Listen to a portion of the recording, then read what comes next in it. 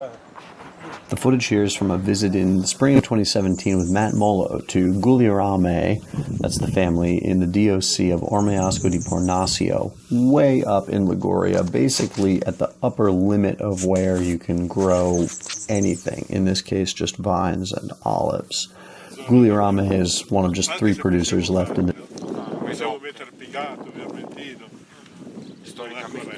Non è corretto, non matura bene. It's okay if you go down here, it's fine. Yeah, It's a little bit slippery, but it's not steep.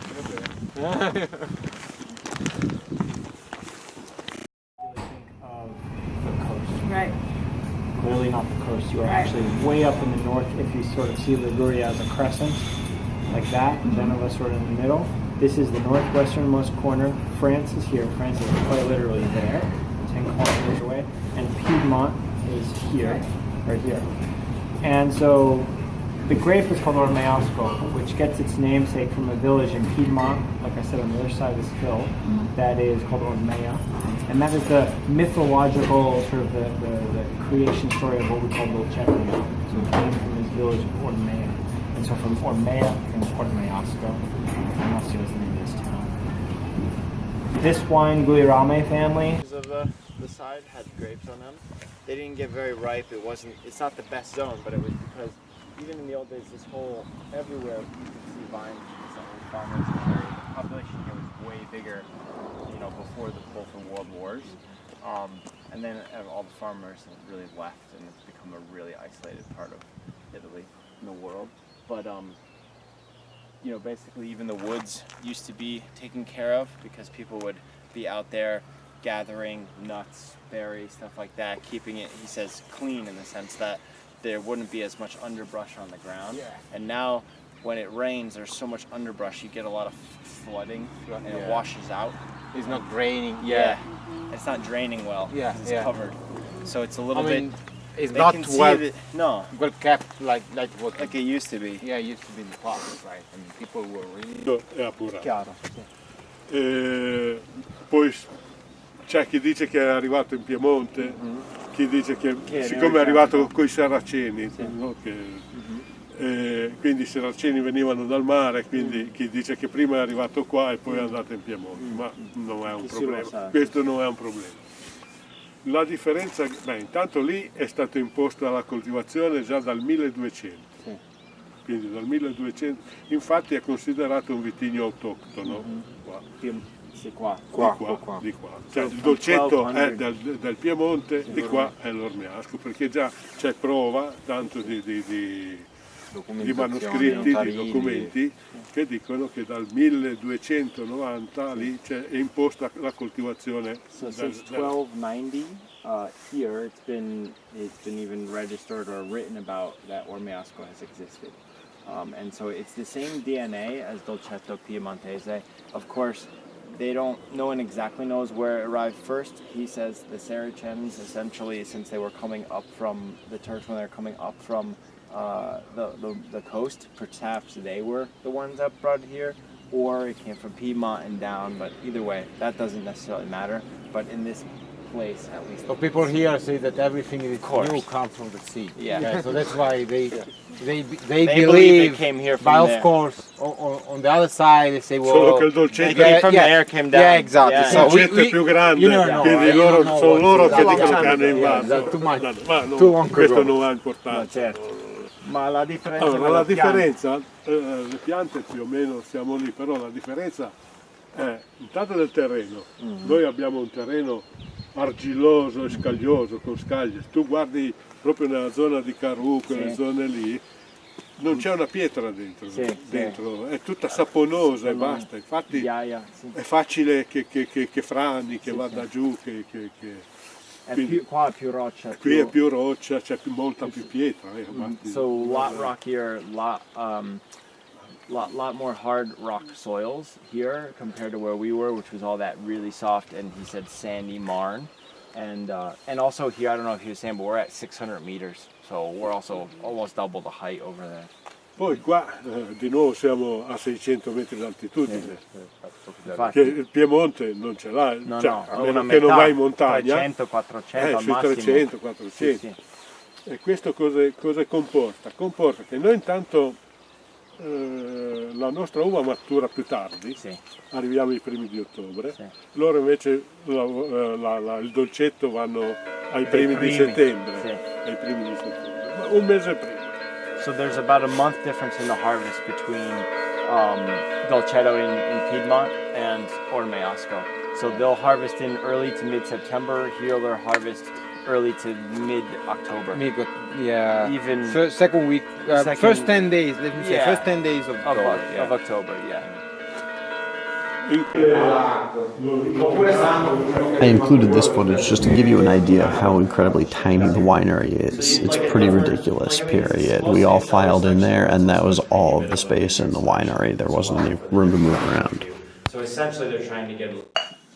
Okay, so now after you've seen all of that, seen the vineyards, and like listened to a bunch of the stories and explanations, here's the actual wine. Now I'm going to taste the... How am I going to do this with no flat surfaces here? The actual, what we've been talking about, Ormeasco di Pornassio from Gugliarame. So, like I think got covered in the video, Pornassio is a little tiny town, population like 135, way up in Liguria, like the very end of Liguria, up against the French Alps. Like, this is it. This is the end of the valley up against the mountains. This is the end of Italy. Gugliarame is one of like 3 producers left in the town, and they're the like oldest, there we go, most significant producer. They've been here for, I don't remember how long. Their castle, the castle they live in, that is their traditional castle, is from the Middle Ages.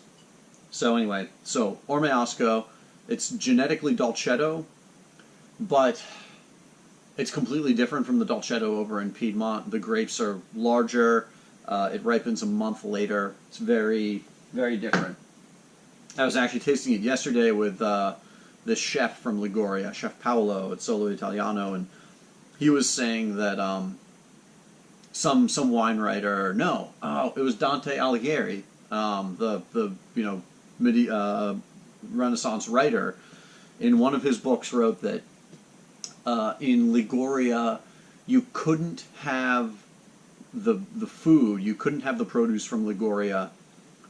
It's not just the place, you couldn't have it without the people, because the land is so hard to farm.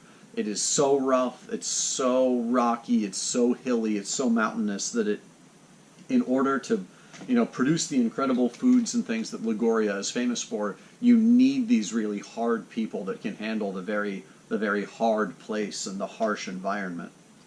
Anyway, so Ormeasco di Pornassio. This is 2014.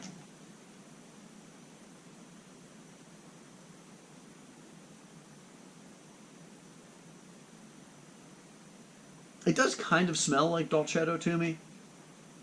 Not as fruity as Piedmont Dolcetto. It's floral. There's roses, cranberry, tart, little bright fresh cherries.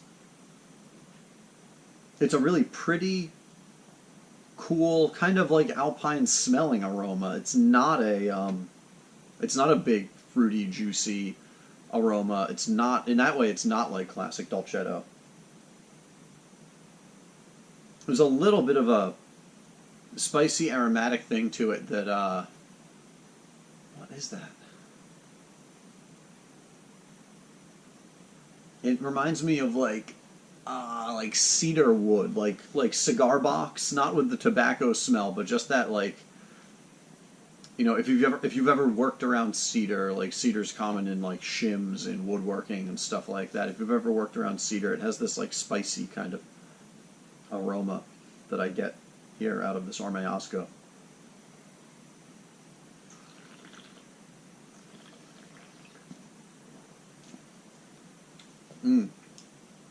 It is actually really juicy. It's juicy, it's crisp. It's a tiny bit crunchy. It's very bright and pretty.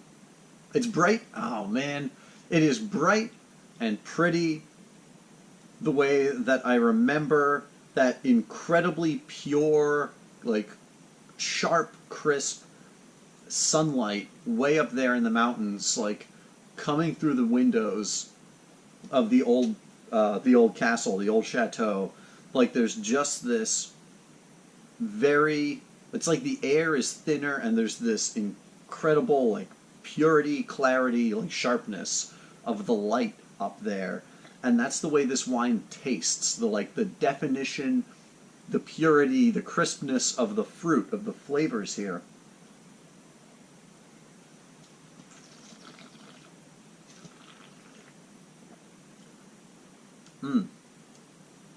It's definitely, it's sticky, it's dry and sticky on your palate.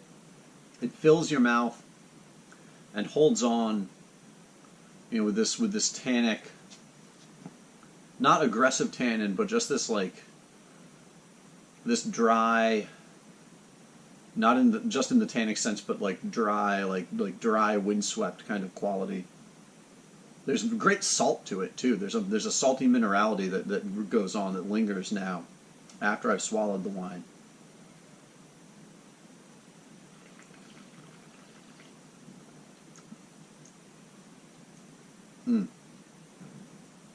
It's really well balanced. It's very well integrated. You have that bright, pure, crisp fruit. There's some salt in the mid palate, and the tannins that like hold the wine in your palate, hold the flavors in your palate, and stretch it out. But all of those flavors, all those components are well integrated. None of them is like overwhelming the others. It's not like grab you, shock you. Man, this is pretty unique. To me, it's a style of wine. This is an experience of drinking wine that I don't find in other countries. In a way, I would compare this to drinking like really good old school red Burgundy, you know, Pinot Noir. The wine is totally different. This is like drier, earthier, more rustic, but the combination of like depth and multiple layers to the wine that make it really interesting and really engaging on the palate, but it's not a big heavy wine, and the flavors are all integrated and working really well together and all kind of like flow across your palate. It makes me think of like old school, really, you know, good serious red Burgundy.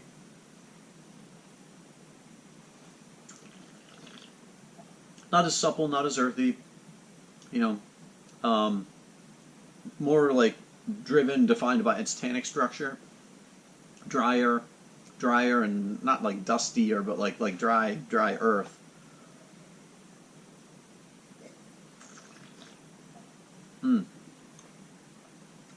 Really, yeah, nicely juicy. It's refreshing at the same time. It's great wine. It's really great, very unique, sense of place kind of wine. And it's just exceedingly rare. So I hope you've enjoyed this whole thing, being able to like see the vineyards, listen to the winemakers talk about it, see the place, and hear like the tasting notes. I'll try to do more of this, more like whole experience of like video that I have from wineries and vineyards and tasting the wines. So cheers.